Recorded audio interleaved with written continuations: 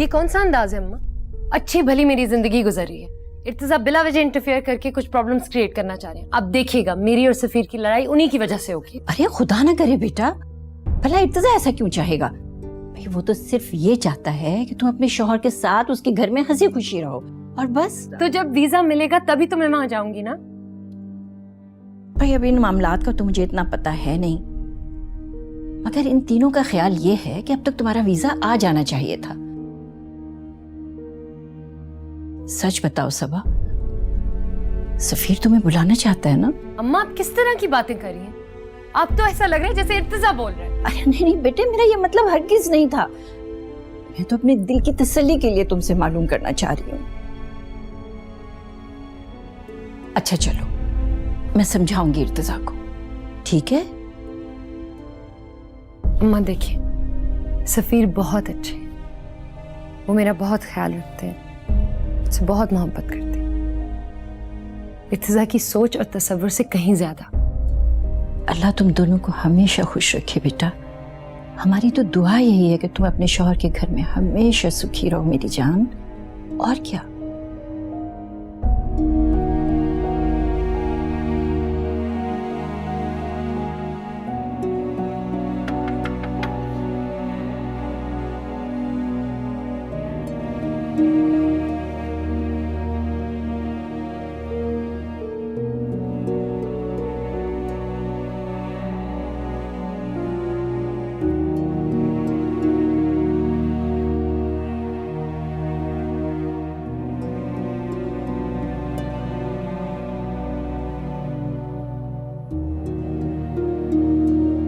अब तक नाराज हो मुझसे?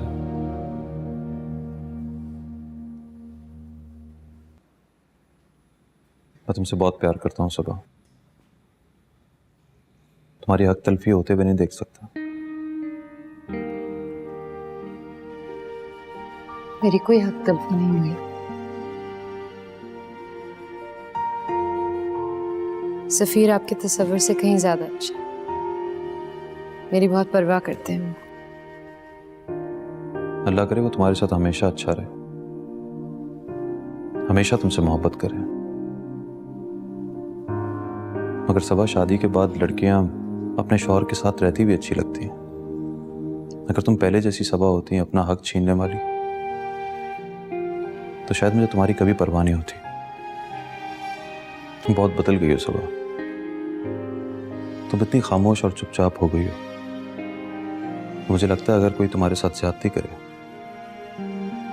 तो तुम हल्की सी आवाज में भी प्रोटेस्ट नहीं करोगी।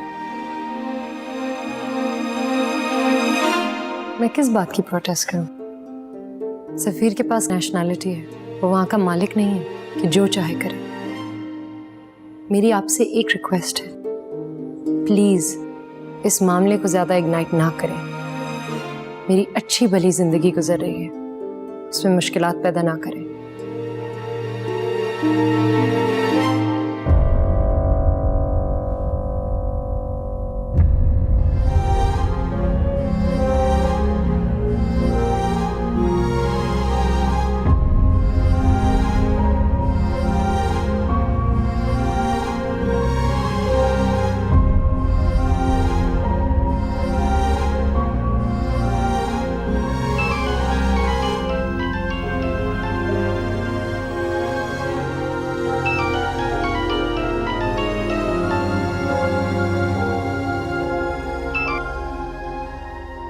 सबा, कितनी बार कहा है तुम्हें मेरे घर में फोन मत किया करो, क्या बात है? मगर अभी तो 10 बज रहे हैं ना, आप तो इस वक्त ऑफिस में होते हैं। घर से लेट निकल रहा हूँ, काम था घर में। बोलो क्या बात है? सफीर मैं बहुत मुश्किल में हूँ। मेरे घर वाले मुझसे हर रोज सवाल जवाब करते हैं, पूछते हैं कि मैं अमेरिका कब जा रही हूँ। प्लीज आप मेरी एक रिक्वेस्ट मान लें, सिर्फ 2 दिन के लिए यहाँ आ जाए। सबा, मैंने तुम्हें कितनी बार कहा है कि मैं फिलहाल पाकिस्तान नहीं आ सकता। एक बात बार बार क्यों करनी पड़ेगी मुझे? इसलिए कि मैं मुश्किल में हूँ और इस मुश्किल से निकलने का मुझे कोई और रास्ता नहीं समझ में आ रहा। प्लीज आप आ जाएं, मेरे वीजे और इमिग्रेशन का कोई भी बहाना बना दीजिएगा। एटलीस्ट इन सबको तसल्ली तो हो जाएगी। सफीर तैयार नहीं हुए? देर हो रही है तुम्हें? मुझे ऑफिस से देर हो रही है, मैं तुम्हें फोन करता हूँ। बाय। किसका फोन था? वो पाकिस्तान से एक पुराने दोस्त का फ़ोन था, अमेरिका आना चाह रहा था। अब इतना फारिग थोड़ी हूँ कि हर किसी का काम करता फिरूँ। अच्छा, नाश्ता तैयार हो गया, चले? हाँ हाँ।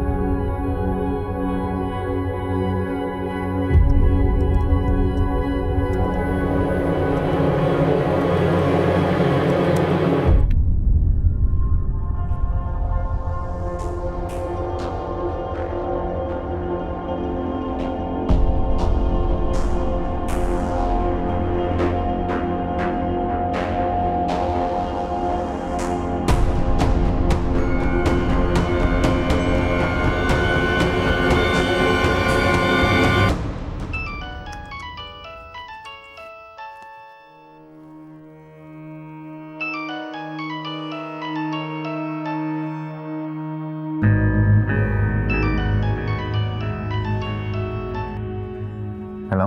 हाँ सफ़ीर, इर्तिज़ा बोल रहा हूँ। इर्तिज़ा? हाँ, क्या हाल है? मैं बिल्कुल ठीक। तुम कैसे हो? हाँ माशाल्लाह, मैं बिल्कुल ठीक हूँ। और घर में सब कैसे हैं? सब लोग बिल्कुल ठीक हैं। तुमसे काफ़ी अरसे से बात नहीं हुई थी, मैंने सोचा तुम्हें फ़ोन कर लूँ। वैसे सबा से तुम्हारी खैरियत पता लगती रहती है। और सुनाओ। अच्छा किया। अब बेटा कैसे? माज मज़े में। तुम सुनाओ, कैसा गुजर रहा है वक्त? ऑफिस के बाद क्या मसरूफियात होती हैं? बस अब कोई ख़ास नहीं। आप दोस्तों के साथ मिलना मिलाना, कभी खाने पे चले गए, वरना घर। अच्छा इर्तिज़ा, इफ़ यू डोंट माइंड, मैं ज़रा एक मीटिंग पे जा रहा हूँ, मैं थोड़ी देर बाद फ़ोन करूँ? ओके ठीक है, बाद में बात करते हैं। ओके ओके, टेक केयर, खुदा हाफिज़। खुदा हाफिज़।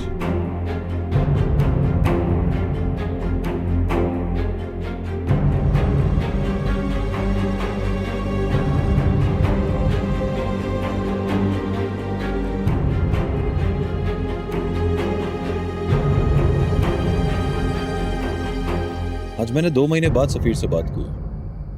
उसका बात करने का अंदाज बहुत अजीब था, ऐसे जैसे वो बात ही नहीं करना चाहता। मजीद कोई बात ना हो, उसने फ़ोन भी जल्दी रख दिया। हो सकता है वो वाकई बिजी हो या उसे किसी मीटिंग में जाना हो, लेकिन कर्टेसी तो यही थी कि वो फ्री होकर तुम्हें कॉल करता। मैंने भी 1-2 दफा कॉल की थी, लेकिन उसका कोई जवाब नहीं आया। कैसे करता कॉल? आप जरा गौर करें, जब से वो यहाँ से गया है उसने आज तक किसी को कॉल नहीं किया, यहाँ तक कि ईद बीत पे भी नहीं। कम से कम सलाम दुआ के लिए तो उसे हम में से किसी को कॉल करना चाहिए। मेरा ख्याल है हमें सलमा से बात करनी चाहिए। वही सबा का रिश्ता मांगने आई थी। कम से कम हम उससे पूछे तो सही कि भाई सफीर सबा को क्यों नहीं बुला रहा। अब बहुत हो गया, हमें ये सवाल आंटी से करना चाहिए और सफीर से भी।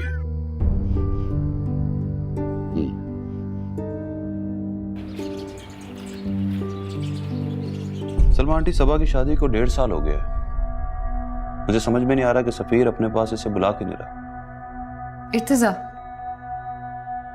आप मम्मी से किस तरह बात कर रहे हैं? I'm sorry आंटी, हमने इसकी शादी इसलिए नहीं करवाई थी कि सबा यहाँ रहे और सफीर वहां रहे। वो बहुत जल्दी सबा को अपने पास बुला लेगा इंशाल्लाह। शफीक, आप लोगों की क्या फिक्रें हैं मुझे इसका अंदाज़ा है। मैं बेटी की माँ नहीं हूँ, लेकिन बेटी के वालिदैन की क्या परेशानियाँ होती हैं ये मैं समझ सकती हूँ। देखो सलमा, बुरा मत मानना, हम चाहते हैं कि सबा अपने शौहर के साथ रहे। हाँ, तो इंशाल्लाह इसी तरह होगा। लेकिन कब होगा? लेकिन मेरी साफ गोई का आप बुरा ना मानिएगा। मुझे तो शक हो रहा है कि शायद सफीर ने सबा का इमिग्रेशन भी अप्लाई नहीं किया। अप्लाई किए हुई है? क्या सबूत है? तुम जानती हो? कोई लेटर, कोई एप्लीकेशन, कोई डॉक्यूमेंट्स हैं? मैं आपको सबूत दिखाने की पाबंद नहीं हूँ। आराम से बेटा, शफीक और इर्तिजा कोई गलत बात नहीं कर रहे। Take it easy. सलमा, ऐसा तो नहीं है कि कहीं सफीर सबा को वहां बुला के अपने पास रखना अफोर्ड नहीं करता? अरे शफीक, ऐसी कोई बात नहीं है। मैं अभी उसको टेलीफोन करती हूँ और तुम्हारी और इर्तिजा दोनों की उससे फोन पे बात करा देती हूँ। और ये जो इमिग्रेशन के सिलसिले में देर हो रही है, इसकी कोई बज़ाहिर वजह नहीं है। बस एम्बेसी वाले लेट कर रहे हैं सबा की इमिग्रेशन प्रोसेस को। अगर देखो ना, कोई टाइम लिमिट तो होनी चाहिए ना। देखें, सबा मेरी बहू नहीं, मेरी बेटी है। मैं भी चाहती हूँ दोनों बच्चे हंसी खुशी साथ रहें। अब तो सबा के जाने में कुछ ही अरसा रह गया और इस दौरान सफीर ने भी चक्कर लगाना है। मैंने भी उससे यही कहा था और उसका अपना भी यही इरादा था कि ऑफिस से महीना डेढ़ छुट्टी लेकर वो पाकिस्तान आएगा। सलमा, प्लीज किसी बात का बुरा मत मानना। हम चलते हैं। कोई बात कैसे बुरी लग सकती है? तुम बच्ची के बाप हो, तुम्हारा हक बनता है मुझसे पूछने का। मगर तुम ये प्याली क्यों रखती? चाय तो खत्म करो। नहीं, चलते हैं। दाफ्स।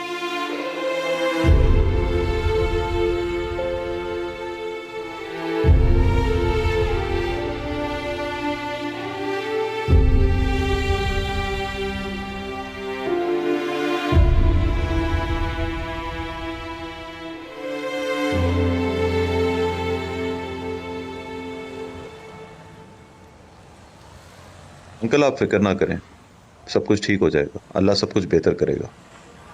तुम्हारी क्या राय है? हमारा वहां जाना सही था? बिल्कुल सही रहा। हमने सफ़ीर को ये पैगाम पहुंचा दिया है कि सबा खुदा ना खास्ता कोई लवारिस नहीं है। हमने उसकी शादी की है, सलमा आंटी की गुलामी में नहीं दे दिया उसे। वैसे सारी सिचुएशन में तुम्हारी अपनी जाती राय क्या? सबा हमसे झूठ बोल रही है अंकल। क्यों बोल रही है, किस वजह से बोल रही है, ये नहीं पता, लेकिन झूठ बोल जरूर रही है। आपने नोट किया होगा, वो सलाम दुआ करते वक्त जबरदस्ती सफ़ीर के फ़ोन का जिक्र कर रही थी। ऐसा लग रहा था जैसे वो हम पे जाहिर करना चाहती है कि सफ़ीर से रोज़ाना उसकी बात हो रही है। हाँ, मैंने भी महसूस किया। कुछ ना कुछ गलत जरूर है, कोई ना कोई गड़बड़ जरूर है। एनीवेज, इंशाल्लाह सब ठीक होगा। इंशाल्लाह। I am so sorry mummy, इन्हें यहाँ नहीं आना चाहिए था। पता नहीं क्यों इर्तिजा बाबा को यहाँ ले आए। उन्होंने जो बातें की उसके लिए I am really really sorry. नहीं सबा, तुम्हारे घर वालों का हक बनता है इस मामले में बोलने का, लेकिन इर्तिजा की इन्वॉल्वमेंट मुझे बिल्कुल पसंद नहीं आई। मैं उसे कुछ कह नहीं सकती थी क्योंकि मेरे बेटे के करतूत ही ऐसे हैं। अब बातें तो सुननी पड़ेंगी ना तुम्हारे घर वालों की। मम्मी प्लीज, मेरे घर वालों को ये बात पता चल गई तो प्लीज आप कुछ करो। मैं अपनी शादी बचाना चाहती हूँ मम्मी, प्लीज। तुम फिक्र नहीं करो सबा, मैं सफ़ीर को फ़ोन कर रही हूँ ना, देखते हैं क्या होता है। तुम मेरे लिए एक स्ट्रॉन्ग सी प्याली चाय की बना के लाओ, मेरा सर फटा जा रहा है। गो।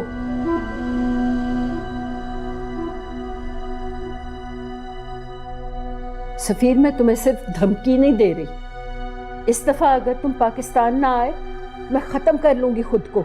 सारी ज़िंदगी सर उठाकर इज्जत से जिंदा रही हूँ। अब तुम्हारी वजह से कोई जिल्लत सहनी पड़े, इससे पहले मैं ख़त्म कर लूँगी अपने आप को। और याद रखो, मैं तुम्हें माफ किए बगैर मरूंगी और ये वसीयत करके मरूंगी कि तुम्हें मेरे जनाजे पर भी ना आने दिया जाए। अम्मी, आप कैसी बातें कर रही हैं? ऐसा कुछ नहीं करेंगे आप। सफ़ीर, मैं तुम्हें 1 महीने का टाइम दे रही हूँ। अगर इस 1 महीने के अंदर अंदर तुम पाकिस्तान ना आए तो तुम्हारे पास मेरी मौत की इत्तला पहुंचेगी। अच्छा अम्मी, आ जाऊंगा मैं। मुझे सबा के घर वालों की बिल्कुल समझ नहीं आती। जब सबा को कोई परेशानी नहीं है तो वो किस शोर में जा रहे हैं? कब आ रहे हो तुम? आ जाऊंगा, मैं छुट्टी तो लेने दें। एकदम मुंह उठा के तो नहीं आ सकता मैं। ठीक है, मैं इंतजार करूंगी तुम्हारा। खुदा हाफिज।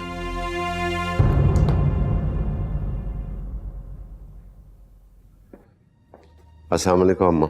जीते रहो।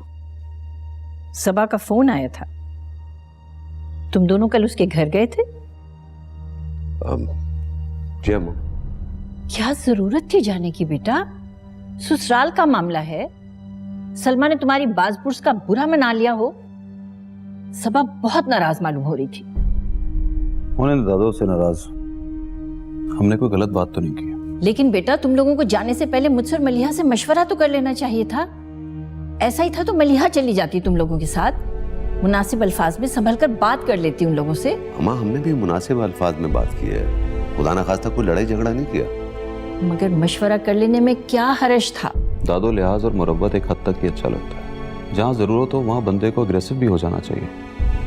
कभी कभी जरूरत से ज्यादा खामोशी को सामने वाला आपकी कमजोरी समझ लेता है। उफ मेरे खुदा, एक तो इन मर्दों को समझाना सबसे मुश्किल काम है। समझते हैं जैसे बिजनेस का काम संभालेंगे, इसी तरह घरों का काम भी संभाल लेंगे। बेटी के ससुराल का मामला बहुत नाजुक होता है बेटा, तुम लोग की समझ में क्यों नहीं आ रहा है?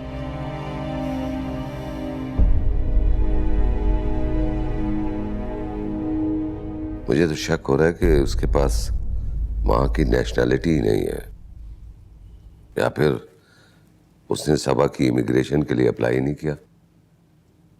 बात तो कर रहे थे हम, अब क्या मजीद महीने इंतजार करें कि सलमा की बात सच थी या नहीं। मुझे भी मेरी छठी इस मुसलसल किसी गड़बड़ का एहसास दिला रही है। मैं सोच रहा हूँ कि मैं अमेरिका जाऊं और खुद जाके सफीर से मिलूं। कहते तुम ठीक रहे हो, ऐसा ना करे कि जफर को कह दे। सफर बहुत जज्बाती है, गुस्से का तेज है। मुझे डर है कि कहीं सफीर को उल्टा सीधा ना कुछ कह दे। देखिए हमें मसले को सुलझाना है, उसको बिगाड़ना नहीं है। मैं खुद सफीर से बात करूंगा, इत्मीनान से उसे समझाऊंगा और ये अंदाजा लगाने की कोशिश करूंगा कि वो सबा के साथ क्यों नहीं रह रहा, उसे क्यों नहीं रख पा रहा। ये मुनासिब ख्याल है। अंकल मुझे बहुत उल्टे सीधे ख्याल आ रहे हैं। बल्ला करे मेरे ये सारे ख्याल गलत साबित हों। क्या? मुझे लगता है सफीर अमेरिका में किसी लड़की के साथ इन्वॉल्व। अल्लाह ना करे, अल्लाह ना करे ऐसा हो। अल्लाह ना करे कि ऐसा हो, मगर मुझे अचानक अमेरिका जाना चाहिए, बगैर इत्तला के सफीर से मिलना चाहिए। कोई ना कोई गड़बड़ तो जरूर है।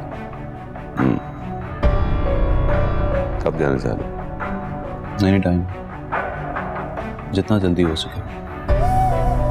और सबा को ये बात पता ना चले। मैं इसे और सफीर दोनों को लाइल रखना चाह रहा हूँ। और सबा के साथ साथ बीबी जान और दादो को भी नहीं पता लगे। ये दोनों बातों बातों में बेध्यानी में सबा से कुछ ना कुछ कह देंगी। मैं इनसे कह दूंगा कि मैं ऑफिस के किसी काम से जा रहा हूँ।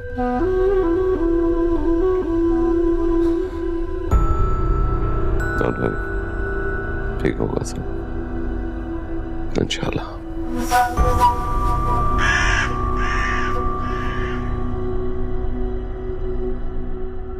मेरा बच्चा, अस्सलाम वालेकुम। आओ मेरा बेटा, बैठो बैठो।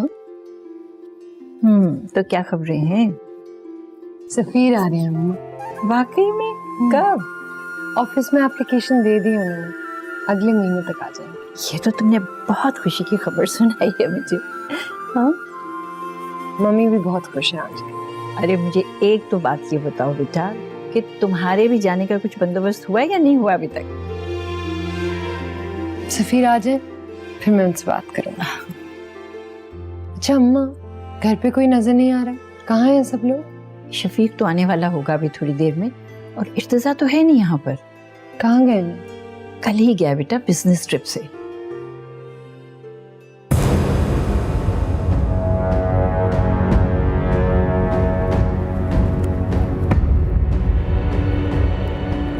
हेलो, हाँ वालेकुम सलाम जफर। हाँ मैं पहुंच गया हूँ। मैं सोच रहा हूँ कल पे ना टालूं और आज ही मिल लूँ उससे। ओके तुम फिक्र ना करो, सब ठीक हो जाएगा। खुदा हाफिज।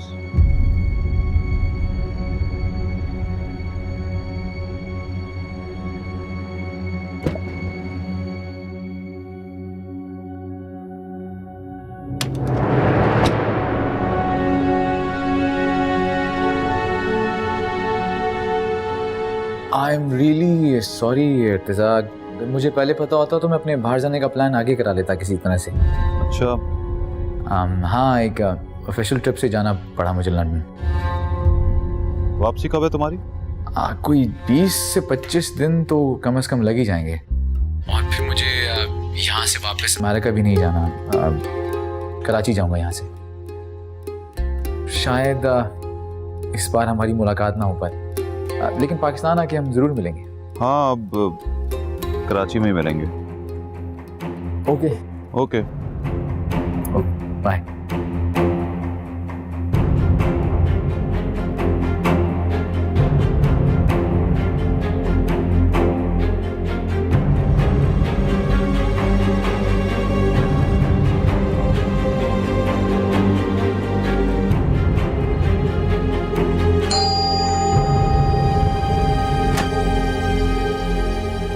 यस सफीर से मिलना था। हाँ आप सोनिया कौन है?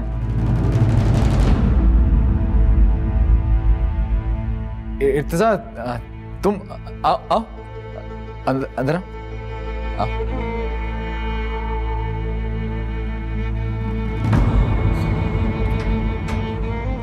अब सोनिया ये इर्तिजा है, मेरे कज़न है, पाकिस्तान से आए हैं। मैं इसी का कज़न नहीं हूँ। पाकिस्तान में जो इसकी बीवी है उसका भी कज़न।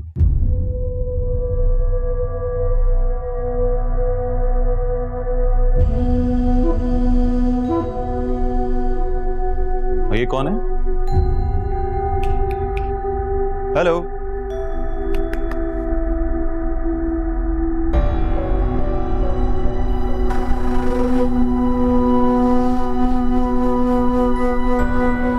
गालिबन तुम्हारा बेटा है ये।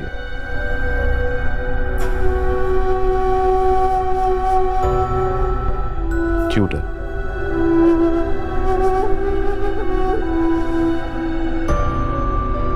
और आप? सोनिया, सफीर की वाइफ। ओ, आपकी हैरानगी देख के साफ लग रहा है कि इसने आपको कुछ नहीं बताया कि पाकिस्तान में भी इसकी एक बीवी है। जिस तरह इसने हमें कुछ नहीं बताया कि यहां अमेरिका में इसकी एक और बीवी मौजूद है। किसने हक दिया तुम्हें सबा की जिंदगी बर्बाद करने का? किसने हक दिया तुम्हें सबा की जिंदगी बर्बाद करने का? बताओ। चिल्लाओ मत, इस वक्त मेरे बीवी बच्चे यहाँ पे, आराम से बात करो। तुमसे तमीज से बात करूंगा, तुमसे। बकवास बंद करो इर्तिजा। तुम बकवास बंद करो। इर्तिजा,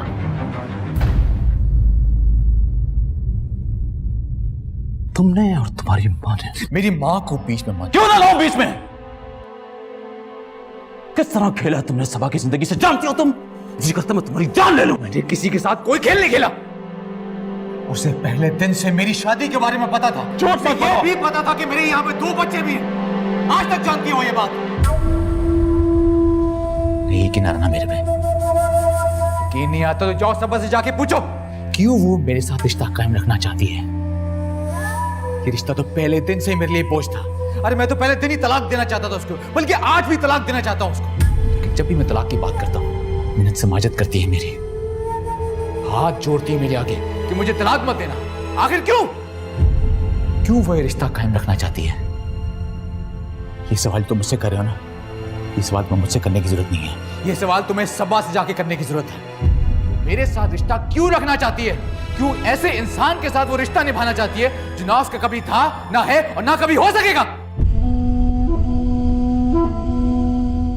तो पहले तो मैं उसे नॉर्मल समझता था, लेकिन अब मुझे लगता है कि वो वाकई किसी के साथ इन्वॉल्व्ड है, जिसके साथ उसका रिश्ता हो नहीं पाया। यहां मेरे साथ शादी करके दुनिया भर के सामने शादीशुदा होने का सर्टिफिकेट लिए फिर रही है, और वहां पे किसी और मर्द के साथ इश्क के फराइज निभा रही है। बकवास बंद करो। खबरदार जो सबा के किरदार पे कीचड़ चला तो तुमने। हाथ नीचे रखो इर्तिजा। ये मत भूलो कि तुम इस वक्त मेरे घर में मौजूद हो। तुम्हें उसकी इतनी परवाह की? हाँ, यहाँ पे उसका भाई आया ना बाप आया, तो उसका कजिन। आखिर क्यों? तुम्हें उसकी इतनी फिक्र क्यों है? हाँ, मुझे सबा की इतनी फिक्र क्यों है, ये तुम जैसा कमीना आदमी कभी नहीं समझ सकता।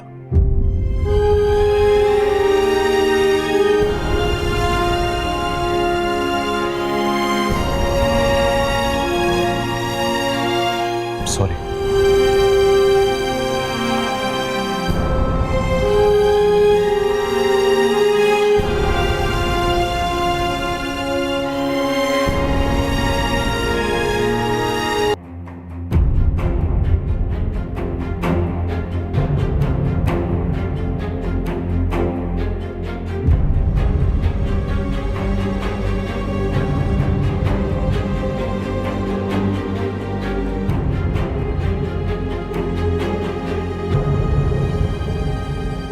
सोनिया प्लीज मेरी बात समझने की कोशिश करो, मैं बहुत मजबूर हूं। कोई बात नहीं सुननी है। सोनिया मैं तो उसे पसंद भी नहीं करता, मैं आज अभी तलाक दूंगा उसे। करना चाहती हूँ सोनिया प्लीज, मैं तुम्हारे बच्चों के बगैर नहीं रह पाऊंगा। बस सफीर, मैं सब कुछ बर्दाश्त कर सकती हूँ लेकिन धोखा नहीं।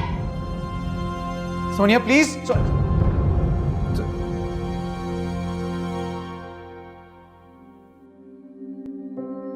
नहीं शिजा, आई एम सॉरी यार। ऑफ कोर्स तो मैं फिर से कॉल करूंगी। ओके, अच्छा मैं चलती हूँ, खुदा हाफिज़। अरे इर्तिजा, आप कब आए अमेरिका से? अस्सलाम वालेकुम। कल रात आया हूँ। यहाँ क्यों खड़े? चले अंदर आए। मुझे तुमसे जरूरी बात करनी है, मेरे साथ चलो। मम्मी तो अभी स्कूल में है, उनको आ जाने दे, हम दोनों मिलके चलते हैं। मैं तुमसे कह रहा हूँ ना, मेरे साथ चलो, मुझे बात करनी है तुमसे। ठीक है, फिर मैं उनको कॉल करके भी ये तो बता दूं कि मैं आपके साथ जा रही हूँ। लगता तुम्हें मेरी बात समझ में नहीं आ रही। इसी तरह चलोगी या मैं हाथ पकड़ के ले जाऊं तुम्हें? क्या हुआ है इर्तिजा? मैं उनको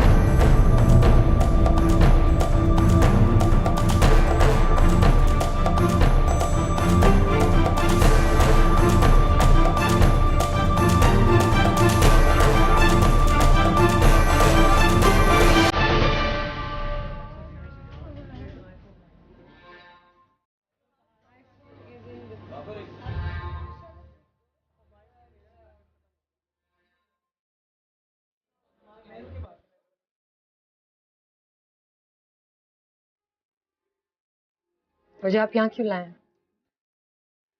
ये किस तरह की बदतमीजी है?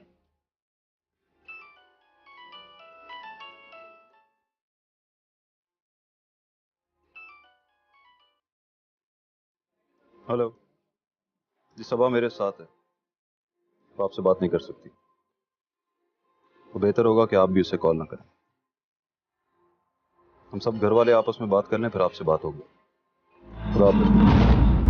क्या कर रहे हैं आप? मम्मी से बदतमीजी क्यों कर रहे थे? क्या हो गया? चुप।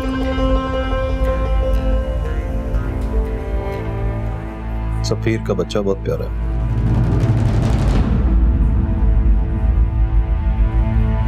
बिल्कुल सफीर पे गया है।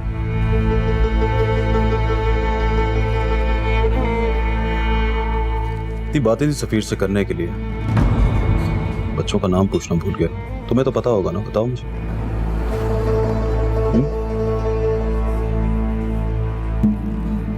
सबा हमें लगता था शायद हम अमेरिका कभी नहीं पहुंच सकते। अमेरिका इतना दूर है कि हमें से कोई भी नहीं पहुंच सकता, है ना? और जब मैं तुम्हारे घर आया तो तुम शायद सफीर से ही फोन पे बात कर रही थी। दिन में 5-6 दफा तो फोन करता है ना वो तुम्हें। बड़ी बात है उसकी प्यार भरी बातों से दिल भर गया होगा अब तुम्हारा। बड़ी हिम्मत है उसकी। मुश्किल होता होगा उसको बीवी से छुप छुप के इस तरह तुम्हें फोन करना, ये ठीक कहती थी तुम कि बड़ी मोहब्बत है उसे, तुम बड़ा प्यार करता है वो तुमसे।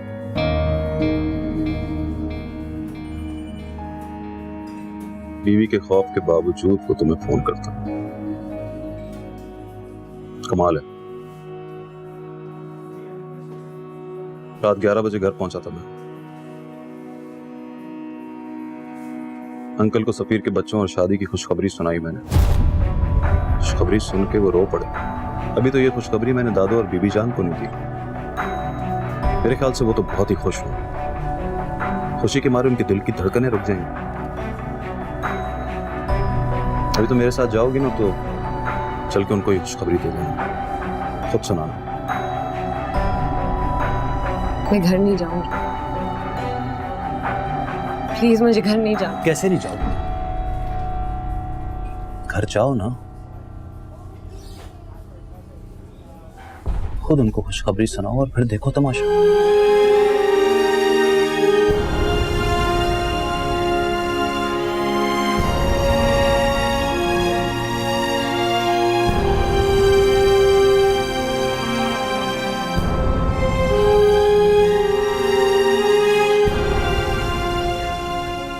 इर्तिजा,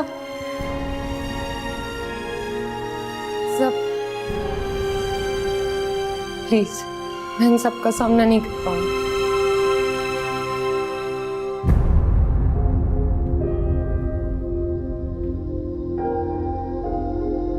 जो कुछ तुम्हारे साथ होने वाला है उसका सामना तो करना पड़ेगा। अपनी जिंदगी का जो तमाशा लगाया ना, उसका अंजाम भी देख लो।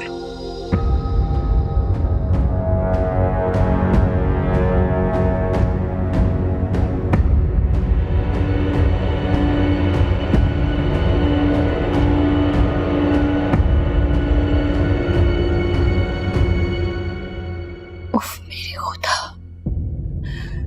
मेरी बच्ची के साथ इतना बड़ा जुल्म हो गया और मुझे पता तक नहीं चला। दादू प्लीज हौसला रखें, प्लीज। सबा बेटा, प्लीज हमें माफ कर देना। हम तुम्हारे लिए दुरुस्त फैसला नहीं कर सके, तुम्हारे लिए सही शख्स को नहीं चुन सके। हालांकि बेटा तुमने शादी का फैसला हमारे सुपुर्द किया था, उसके बावजूद भी हम तुम्हारे लिए किसी अच्छे शख्स का इंतखाब नहीं कर सके, जिसके लिए हम सब तुमसे मदद ख्वाह हैं। प्लीज हमें माफ कर देना। आपने भी कभी इस तरह धोखा देते हैं? सलमा अपा के यहाँ मैं सबा का रिश्ता करके मुतमईन थी कि सबा अपनों में गई है, लेकिन अपनों ने दिल पे ऐसा जख्म दिया है कि कोई खैर ही क्या देता होगा। सबा सब कुछ जानती थी। सफीर ने शादी के दिन ही इसे साफ साफ बता दिया था। उसने सब कुछ जानते हुए भी हमें कुछ नहीं बताया। पूछें इससे, इसने ये सारी बातें हमें सच सच क्यों नहीं बताई? पूछें इससे।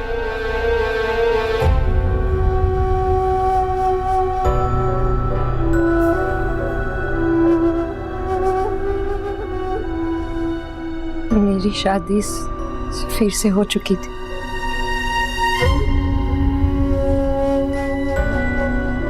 अगर मैं आप लोगों को ये बता देती तो आप सब।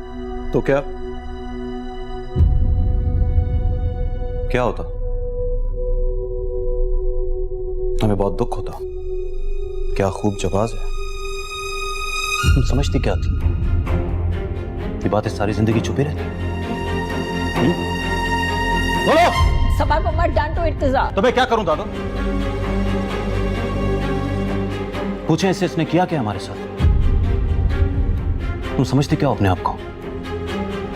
ट्रैजिक फिल्मों की हीरोइन? तुम जानती हो हकीकी जिंदगी में इनके साथ होता क्या है? पैरों तले रोक दिया जाता है।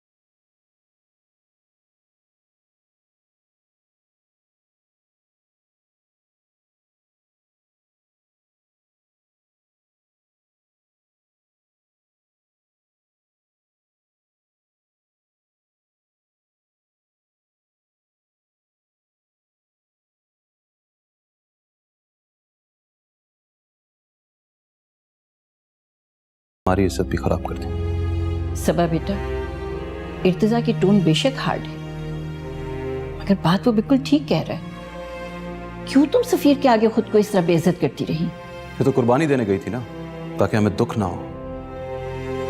उसने अपनी जिंदगी का तमाशा लगाते हुए हम में से किसी के बारे में नहीं सोचा अंकल। उसने सोचा कि ये जिंदगी तो सिर्फ इसकी है, ये इसके साथ जो कुछ भी करे हमें तो कोई फर्क नहीं पड़ने वाला।